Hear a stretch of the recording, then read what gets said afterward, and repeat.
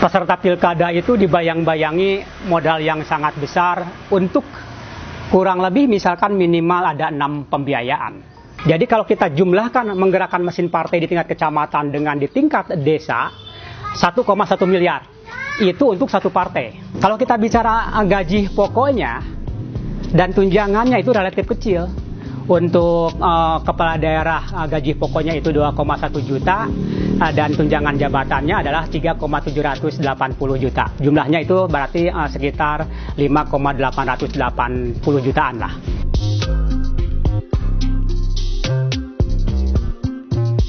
Untuk menjadi bakal calon, saya singkat kemudian menjadi balon peserta pilkada di Kabupaten Tasikmalaya itu memang cukup besar. Peserta pilkada itu dibayang-bayangi modal yang sangat besar untuk kurang lebih misalkan minimal ada 6 pembiayaan. Apa saja itu? Pertama misalkan biaya untuk mendapatkan angkas ongkos rekomendasi dari partai politik di DPP. Kedua, biaya untuk menggerakkan mesin partai yang mendukung pasangan tersebut. Ketiga, biaya untuk tim sukses. Keempat, biaya kampanye. Dan kelima, sumbangan politik pada masyarakat. Keenam, pembayaran saksi di TPS. Besarnya ongkos politik ini tidak hanya dirasakan oleh peserta pilkada, namun pemerintah daerah juga memerlukan anggaran yang cukup besar untuk menyelenggarakan pemilihan kepala daerah ini. Saya mendapatkan bocoran bahwa untuk KPU saja, Kabupaten Tasikmalaya itu harus menggelontorkan uang 59,6 miliar. Itu untuk KPU saja. Dan saya duga untuk Bawaslu juga tidak akan kurang dari 20 miliar rupiah. Untuk apa sih KPU memerlukan uang 59,6 miliar? Komponen-komponen apa saja yang menyedot anggaran cukup besar? Minimal ada 3 komponen yang harus dikeluarkan KPU yang menyedot anggaran cukup besar. Pertama adalah pemutakhiran dana pemilih. Kedua adalah honor untuk panitia ad hoc. Keempat adalah pengadaan, pengelolaan, serta distribusi logistik. Dengan demikian memang dibandingkan pemilihan langsung dengan dulu pemilihan dilakukan oleh DPRD, baik provinsi maupun kabupaten, biaya pemilihan langsung ini memang lebih besar dibandingkan dengan biaya pemilihan yang dilakukan oleh DPRD.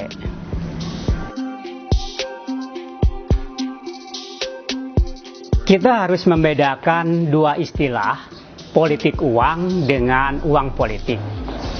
Kalau politik uang itu memiliki konotasi negatif karena di luar ketentuan peraturan perundangan.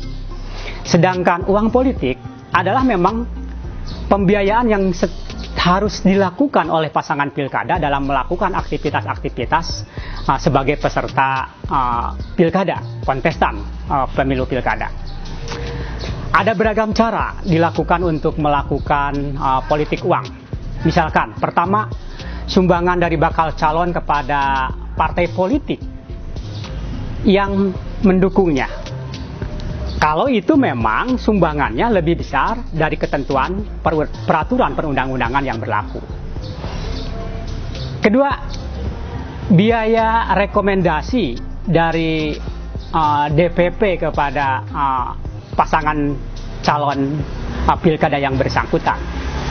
Lagi-lagi kalau biaya rekomendasi itu jauh lebih besar dibandingkan peraturan perundang-undangan yang berlaku. Ketiga, bisa saja bahwa politik uang itu dilakukan oleh tim sukses, ya, berupa pemberian tunai kepada pemilih. Keempat, misalkan adanya kegiatan-kegiatan pembagian hadiah, door prize, atau sebagainya, di mana besarannya itu kalau dinominalkan secara uang itu melebihi ketentuan yang berlaku. Kelima, ke politik uang, ketika misalkan para pengusaha di daerah memberi bantuan berupa uang atau bantuan yang lainnya, yang di situ ada tanda petik kepentingan bisnis, dan sumbangan yang diberikan itu adalah jauh lebih besar dibandingkan dengan aturan yang dibolehkan. Nah, itu tidak boleh. Pengertian yang kedua adalah uang politik. Kalau uang politik adalah uang yang harus dikeluarkan oleh pasangan peserta pilkada di dalam rangka melaksanakan aktivitas-aktivitas kegiatan sebagai kontestan pemilu kada tersebut. Jadi ini adalah sesuatu yang sewajarnya sesuai dengan peraturan perundang-undangan yang dikeluarkan. Apa saja misalkan contohnya? Misalkan biaya administrasi pasangan kandidat untuk waktu mendaftar, lalu biaya kampanye, biaya pasangan kandidat untuk membeli spanduk, baliho, biaya iklan, dan lain sebagainya.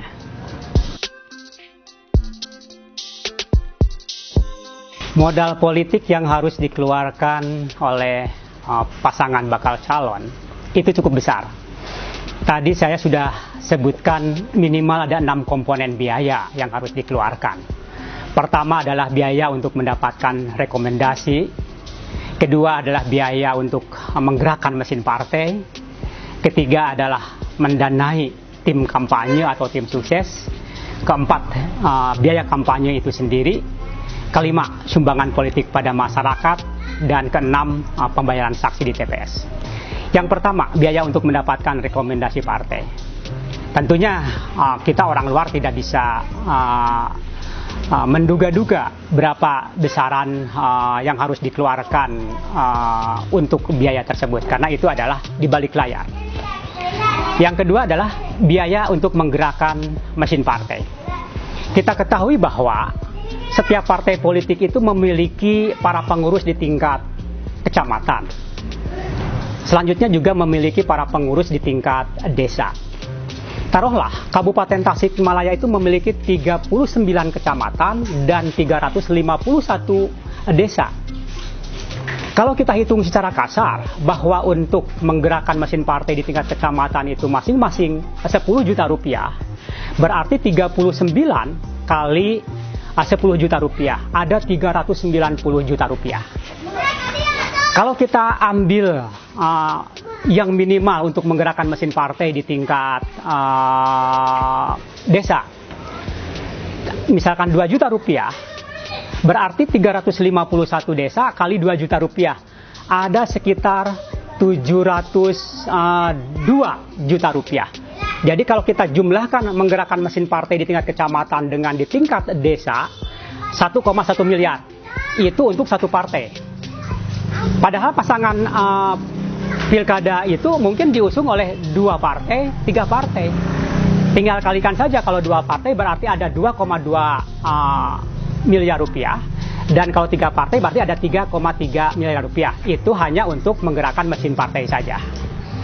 Yang ketiga, biaya untuk tim sukses. Itu cukup besar juga. Dan masing-masing pasangan pilkada tentu secara relatif mengeluarkan pembiayaan yang tidak akan sama. Ketiga, biaya kampanye. Baik itu kampanye offline maupun kampanye online. Itu juga cukup besar. Ya, keempat adalah sumbangan politik pada masyarakat. Manakala pasangan pilkada tersebut turun datang ke masyarakat, kadang-kadang kan masyarakat itu meminta sesuatu.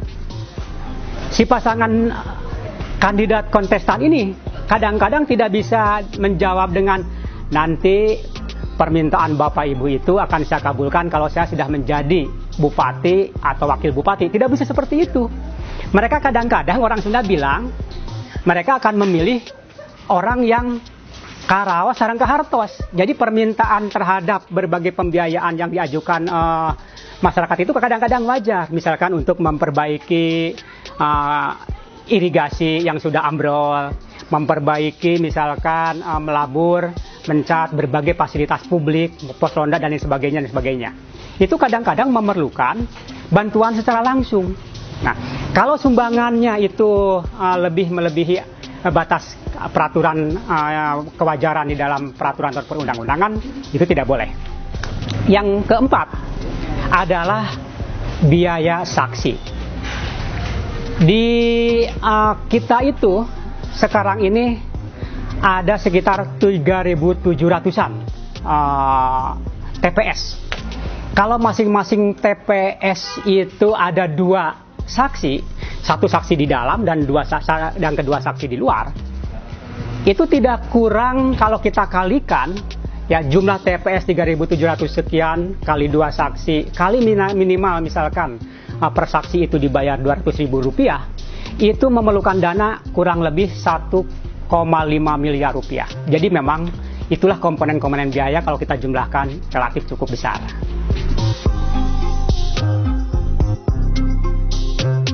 Kedudukan keuangan kepala daerah dan wakil kepala daerah itu telah diatur dengan peraturan pemerintah. Saya lupa lagi nomornya ya.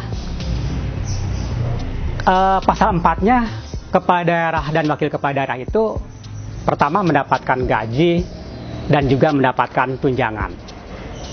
Lalu pasal 6-nya, kepala daerah dan wakil kepala daerah itu mendapatkan biaya sarana dan prasarana.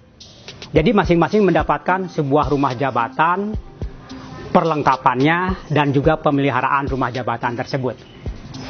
Pasal 7-nya, kepala daerah dan wakil kepala daerah itu mendapatkan sarana mobilitas, kendaraan lah, untuk mobile melaksanakan operasionalnya. Sedangkan di pasal 8-nya, kepala daerah dan wakil kepala daerah itu mendapatkan biaya operasional. Nah, untuk apa saja biaya operasional itu? Pertama, misalkan biaya untuk rumah tangga. Kedua, biaya untuk pembelian inventaris rumah jabatan. Ketiga, biaya untuk pemeliharaan rumah jabatan dan barang-barang inventarisnya. Keempat, biaya untuk pemeliharaan kendaraan dinas. Kelima, biaya pemeliharaan kesehatan. Keenam, biaya perjalanan. Ketujuh, biaya pakaian. Jadi pakaian itu sudah dibelikan loh. Kedelapan, biaya penunjang operasional. Nah, besarannya itu tergantung dari pendapatan asli daerah. Nah, pendapatan asli daerah Kabupaten Tasikmalaya untuk tahun 2019 itu adalah sebesar 250 miliar lebih. Karena mendapatkan PAD 255 miliar lebih, itu berlaku ketentuan bahwa Kabupaten Tasikmalaya itu biaya operasionalnya itu minimal 600 juta dan paling tinggi adalah 0,15%-nya. Kalau kita bicara gaji pokoknya dan tunjangannya itu relatif kecil. Untuk kepala daerah gaji pokoknya itu 2,1 juta dan tunjangan jabatannya adalah 3,780 juta. Jumlahnya itu berarti sekitar 5,880 jutaan lah. Sedangkan untuk wakil kepala daerah baik jabatan gaji pokok maupun tunjangan jabatannya itu ya sekitar 5.040.000-an.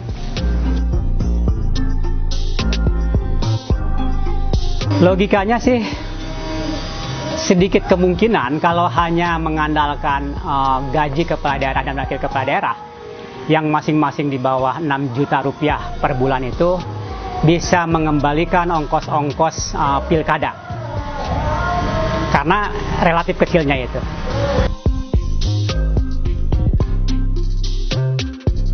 Pertanyaan ini seharusnya ditujukan kepada para bakal calon kontestan yang akan maju dalam pilkada 9 Desember 2020 nanti. Tetapi kita positive thinking sajalah bahwa para bakal calon itu memiliki keinginan memajukan Kabupaten Tasikmalaya. Mereka merasa telah memiliki modal kapital, modal budaya, modal sosial, modal simbolik yang kemudian mereka bisa dipilih oleh masyarakat Tasikmalaya menjadi kepala daerah dan wakil kepala daerah, dan kemudian mereka mengabdikan dirinya ingin memajukan masyarakat Tasikmalaya yang gemah ripah repeh rapih loh jinawi.